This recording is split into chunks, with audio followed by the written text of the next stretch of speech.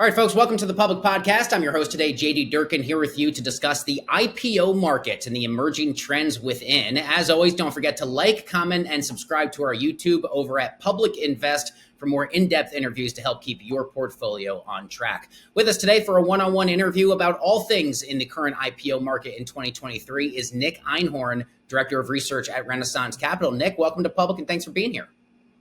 Thanks, JD.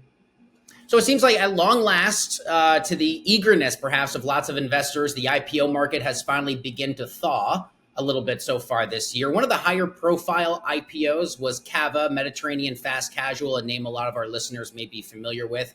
That name saw a nearly 100% increase on the release date earlier this summer. The stock's been performing up about 29% or so since going public.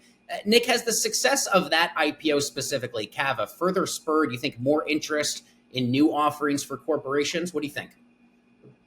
Yeah, definitely. Especially in the consumer space. We've seen actually a few IPOs follow on from that company. Just a week or two later, there was another smaller restaurant chain, Gen, Korean barbecue chain, that also did well in its IPO. Not quite as well, certainly, but also did well. And then we had Savers Value Village, which is a for-profit thrift store chain in the US and Canada that also in public, obviously not a restaurant, but a similar consumer story. And that had actually been in the IPO pipeline for almost a year and a half, I think. They filed in early 2022, and then we're just sitting out there. I don't think it's a coincidence that the success of Cava came right before that they eventually decided to finally pull the trigger and go public. And that also traded up well. And then Oddity Tech, a makeup company that I'm sure we'll talk about too, another consumer name that followed on. So I think definitely in the consumer space, Cava has a really good data point for those companies to look for, a sort of inspiration almost for companies that have been looking to go public. I think we'll still see whether it translates into other sectors, specifically tech, which is a sector that's been pretty absent from the IPO market for over 2 years now. Almost 2 years, but I think it's still a good data point that a growth company with an interesting story can get a strong reception from investors, can get a premium valuation. So it's definitely a good data point for other companies in other sectors as well. So I wonder to what degree you think other companies have kind of been on the sidelines intentionally with this kind of wait and see approach. Let's wait and see what happens to Cava. Obviously, they're putting their toes into the proverbial public markets pool at a time when a lot of other companies didn't want to. How much of that do you think is now factored into maybe a bit of an increased interest for other names, seeing that Cava did it, and at least in terms of how the stock has performed, how the IPO went, different from the company actually making money or not. But how much of that do you think has played a role into some of the renewed optimism in the months since? Yeah, definitely. I mean, I think nobody wants to be the first company doing anything in a rocky market. It's always a little dicey when you're kind of testing the unknown reception. So I think definitely companies that are saying, okay, Cava did well. That's a great data point for us going forward. And so I think, obviously that IPO was only a couple of months ago now, and it takes, if you've been kind of sitting and waiting, it takes a little while to kind of finally ramp up and go and then get all the documents in order and follow through on the IPO. So I think it would not be surprising if come September, after the typical August lull, we start to see companies that maybe clearly were decided to go forward after Cava's success and moved on from that. Yeah, of course. And it's not just Cava. If you go back to the end of last year, we had a company like Grindr go public on the floor of the New York Stock Exchange. You've got Public Square Holdings recently went public via SPAC just a couple of weeks ago. Talk to me about some of the other upcoming IPOs on your radar this year that you think investors might be interested to hear more about and ultimately learn more about as they look to better position their own portfolios. Yeah, for sure. So the big name, I think, for 2023 IPO news is going to be ARM. The UK-based semiconductor company. It's talking about a valuation in the tens of billions, and I think it signaled pretty clearly that they're likely to go public this year. I believe they've announced a confidential filing with the SEC, and that company I think will be notable for a lot of reasons. It's a large tech company, which again we haven't seen since late 2021 in the IPO market. It's got an AI angle to it. Obviously, it's been a space that's very exciting to a lot of people.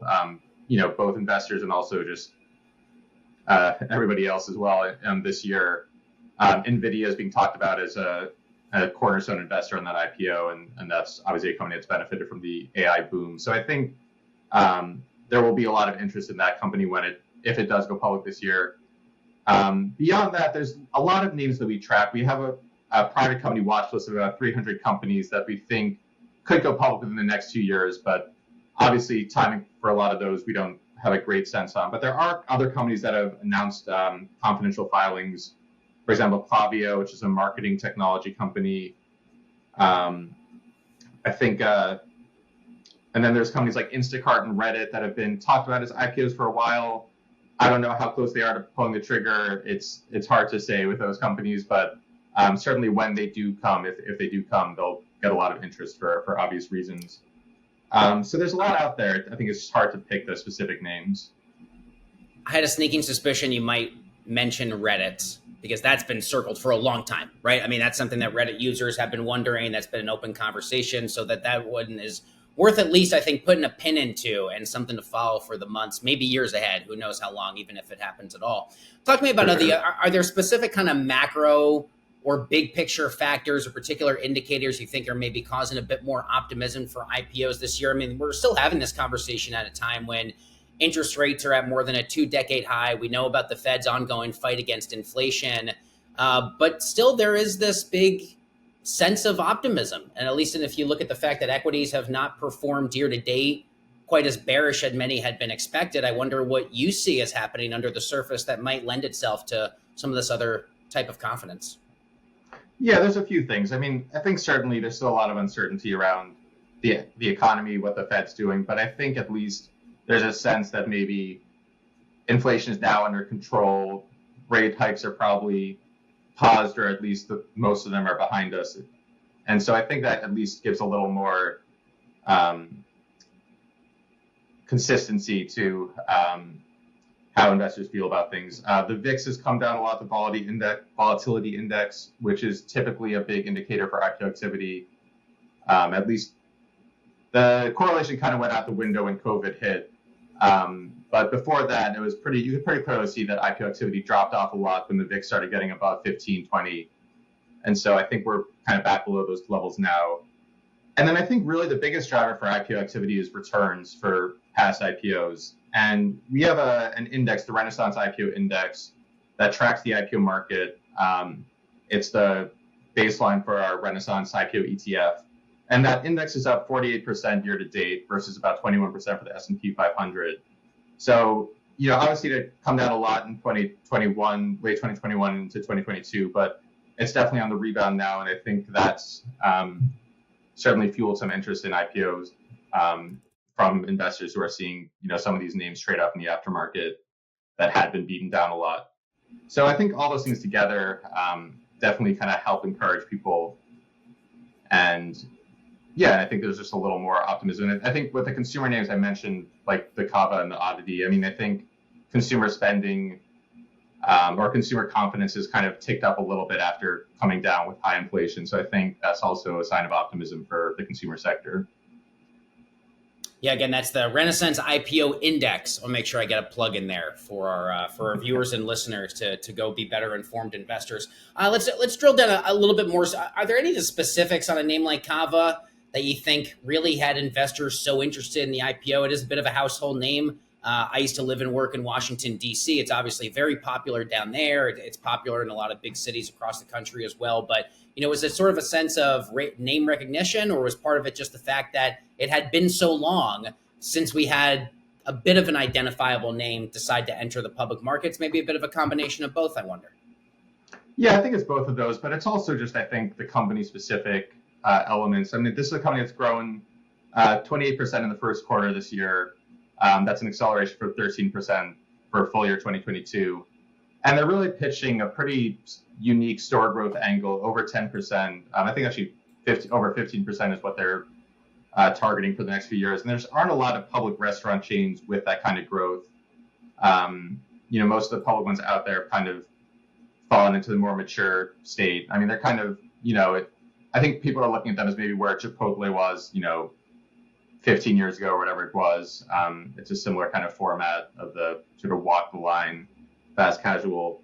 I'm not saying it's the next Chipotle. Don't quote me on that, but certainly I think that's a pretty unique growth story that it's gotten. It's not quite profitable, but it's pretty close to it. So I think investors are comfortable with the losses they've been generating so far. And I think that's kind of what it takes for an IPO to, in a sort of shakier environment, to get a lot of traction. Is just pitching something that's a unique growth story that's got a lot of good drivers behind it, got kind of healthy eating, benefiting from Americans being maybe a little more willing to embrace ethnic cuisines from around the world over the last few years. So I think they've kind of benefited from those secular trends too. Yeah, absolutely. Plus the food is really good.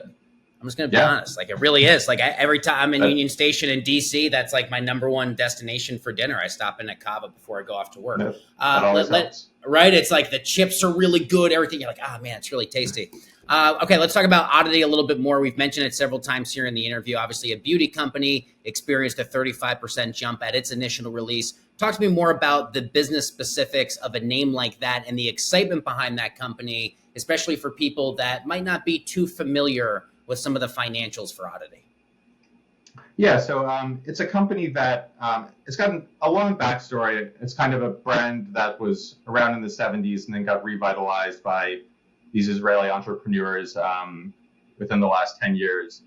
But they sell a variety of makeup products, foundation, lip gloss, etc. And they achieved a lot of traction, largely selling direct to consumer, Instagram ads, etc. They work with a lot of influencers, and it's worked out well for them. They grew 46% in 2022, and then 83% in the first quarter. Although they expect that to come down to about 43% in the second quarter. So it's definitely a growth story. It's kind of a volatile growth story at this point.